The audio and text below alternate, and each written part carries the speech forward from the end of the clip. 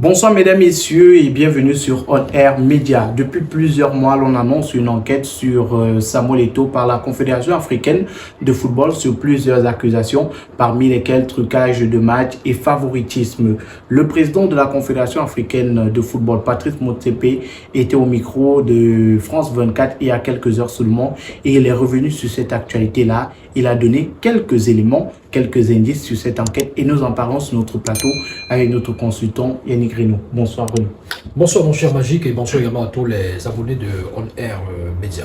Alors on parle là du président de la Confédération africaine de football qui était sur le plateau de France 24 il y a quelques heures seulement. Il revenait sur ces accusations contre Samuel Eto'o. Samuel Eto'o qui a d'ailleurs menacé d'attaquer en justice le secrétaire général de la Confédération africaine de football. Un élément sur lequel il est revenu, c'est que nul n'est au-dessus de la loi. Samuel Eto'o fils est un grand joueur, mais personne n'est au-dessus de la loi. Patrice Motsepe, il a précisé que Samuel Eto'o fils va toujours rester le jeu dont ils ont été tous fans, mais personne n'est au-dessus de la loi. Donc l'enquête, il a précisé qu'ils ont été saisis pour justement une enquête, des accusations sur des matchs truqués au Cameroun. Et donc, ils ont ouvert une enquête et l'enquête suit son cours et sa procédure devrait prendre fin d'ici quelques temps. Et le verdict devrait intervenir d'ici peu. Donc, il n'a pas dit effectivement quand ça devrait tomber, mais quand vous voyez une sortie pareille, sur un média pareil, une tribune, entre guillemets, pareil, c'est pour déjà donner une certaine importance à ce qui va suivre. C'est peut-être pour préparer le terrain, pour préparer les esprits à la décision qui pourrait suivre.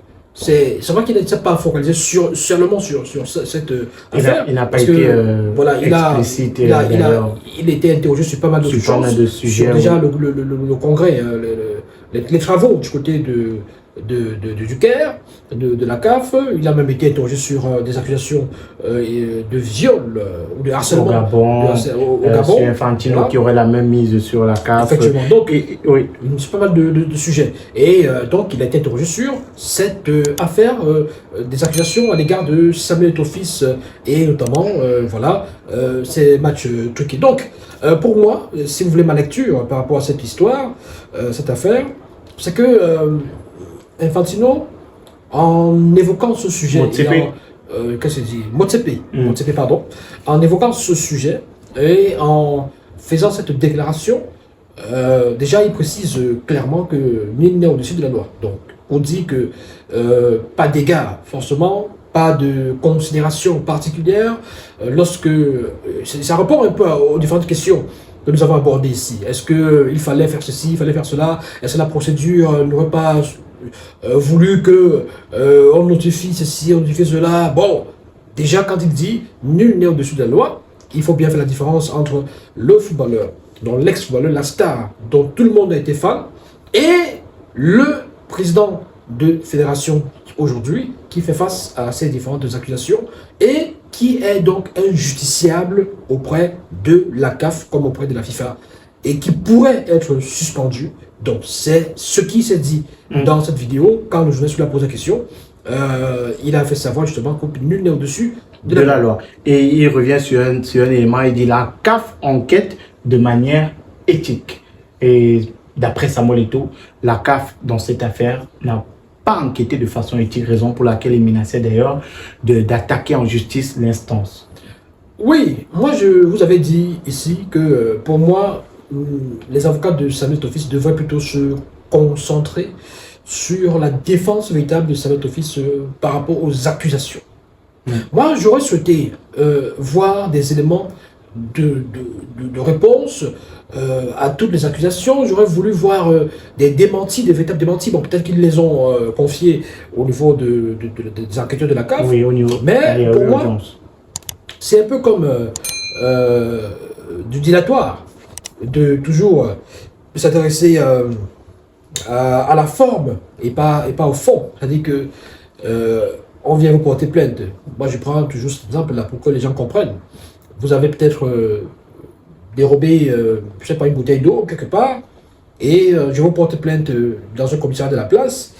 Le commissaire délivre une convocation et vous appuyez, vous focalisez sur la convocation et vous dites ça n'a pas été bien écrit.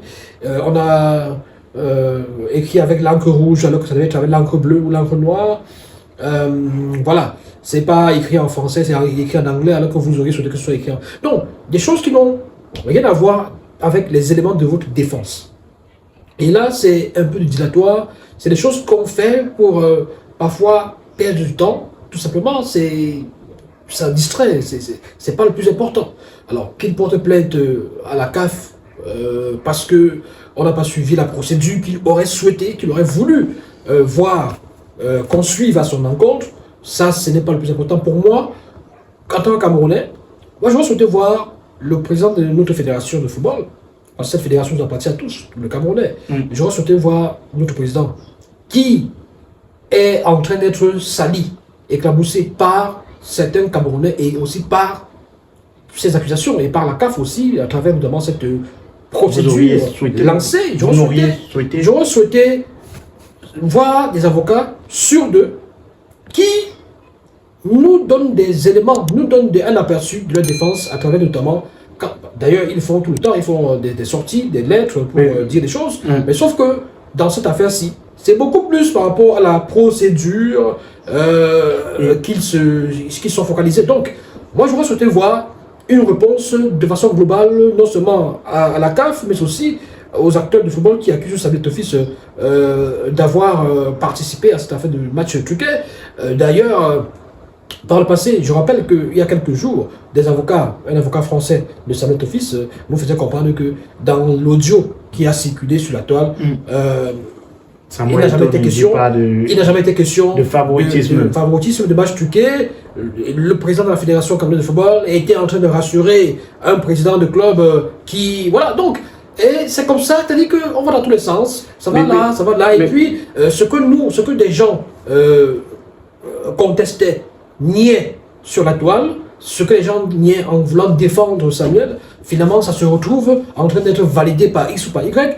Je crois que c'est son avocat qui a clairement dit que dans cet audio-là, il était question de Samuel Eto'o-Fils véritablement. Donc, finalement... Mais maintenant, derrière cette sortie du président de la CAF, il parle bien des décisions qui seront prises sur la base des auditions des textes de la CAF et des textes de la FIFA.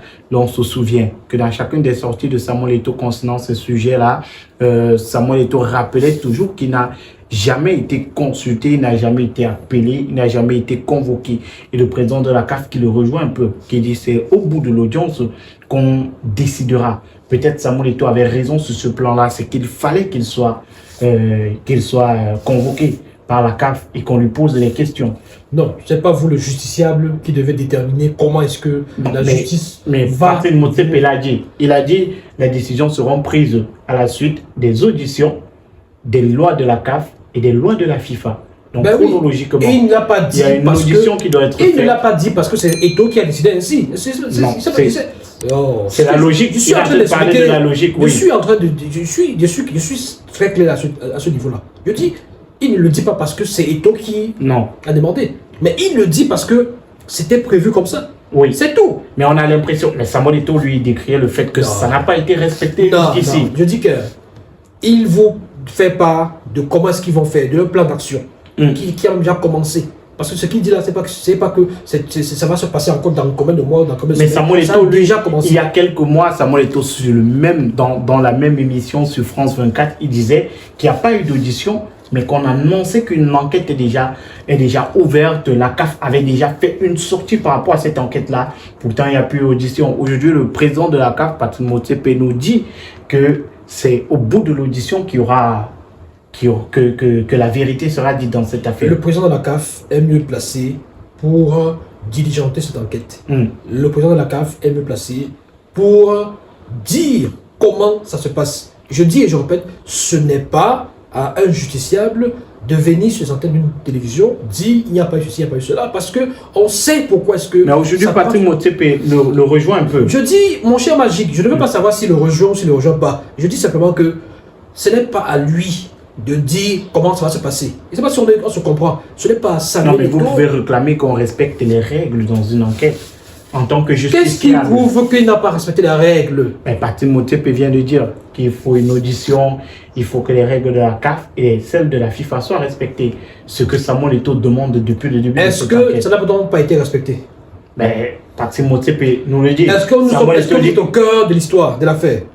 Est-ce que vous savez ce qui se passe en interne? Les informations qu'on a pu recueillir de Samuel Eto'o dans ses différentes sorties de la CAF, qui a également fait une sortie, c'est qu'il y a eu une sortie de la CAF avant l'audition. Et c'est ce que Samuel Eto'o reproche à la CAF, raison pour laquelle il a menacé de... Ça fait partie de ce que j'appelle, mon cher Magique, du dilatoire. On distrait les gens. Non, mais il s'agit de l'image de tout un président de fédération. L'image de quoi? Donc, on vient accuser quelqu'un d'un fait grave. Et la CAF fait le compte rendu. C'est-à-dire, notifie, tu veux dire, informe le public de ce que les acteurs du football au Cameroun ont décidé de porter plainte. Donc, c'est un communiqué pour informer. Mais ils n'ont pas fait cela. Je dis ceci et je répète. Est-ce qu'à chaque fois qu'il y a une enquête, on dit qu'il y a une enquête? Est-ce qu'à chaque fois, avant de lancer même une enquête... On a suivi la vidéo tout à l'heure ensemble. Et dans la même vidéo, il annonce des enquêtes au niveau du Gabon pour des accusations de harcèlement sur des joueurs et des joueuses. Il a dit ça. Donc, vous pensez qu'il devait d'abord faire la courtoisie avec ces gens-là, faire d'abord ami. Et il a annoncé en direct, je ne veux pas faire en direct, à Mondovision, sur France 24, au niveau du Gabon, il y a une enquête qui va être ouverte pour des accusations de viol.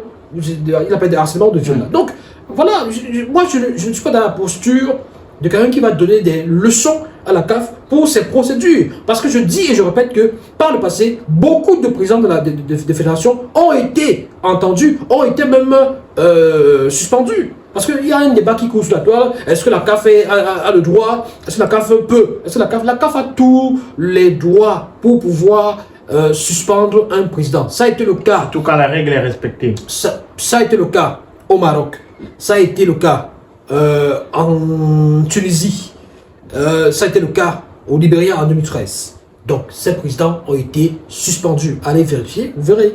Donc, moi, aujourd'hui, quand on me demande si les règles ont été respectées ou pas, je ne suis pas, non seulement je ne suis pas juriste, mais en plus, je ne suis pas au cœur de la CAF pour savoir si ça a été respecté ou pas. Maintenant, généralement, dans des cas comme ça, dans les procès, tout ça, des accusés, des justiciables, ils font feu de tout bois pour essayer d'avoir des vices de forme. Il va vous dire que la procédure n'a pas été respectée, donc du coup, ce procès n'est pas équitable, ce procès est... Vous pensez que c'est ce que Samuel Eto'o essaye de faire?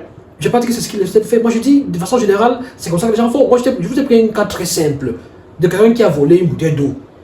Moi, je ne dis pas que c'est le cas de celui dont on parle. Je dis que c'est un exemple très simple. Un monsieur qui a volé une bouteille d'eau et qu'on convoque, et il va vous dire que sa convocation ne respecte pas les normes, c'est monté, c'est descendu. Or, la question c'est, est-ce que tu as volé la bouteille d'eau ou pas? Est-ce que tu le connais? Pourquoi tu as volé la bouteille d'eau? Il vous dit, avant de répondre à la question là, je vais vous dire que votre lettre là, votre convocation n'est pas en bonne forme. Vous avez d'abord écrit en lettre avec l'encre rouge, alors qu'il faut écrire avec l'encre bleue ou noire. Donc, autant de choses. Donc, pour moi, je suis pressé de savoir quel est ce verdict là, de savoir quel est le résultat de l'enquête. Est-ce que à quel niveau l'enquête a mené nos amis de la CAF? Est-ce que, pour une fois pour toutes, Samuel Eto'o est blanchi? Est-ce qu'il est lavé tout soupçon?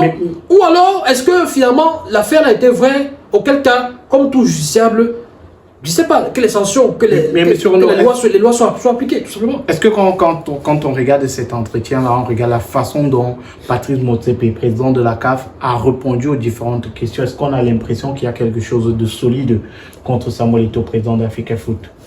Quelque chose de solide. Votre analyse, oui, dans cet entretien-là, est-ce que vous pensez qu'il tienne Samuel Eto'o? Est-ce que vous pensez que ce dossier-là, il est consistant?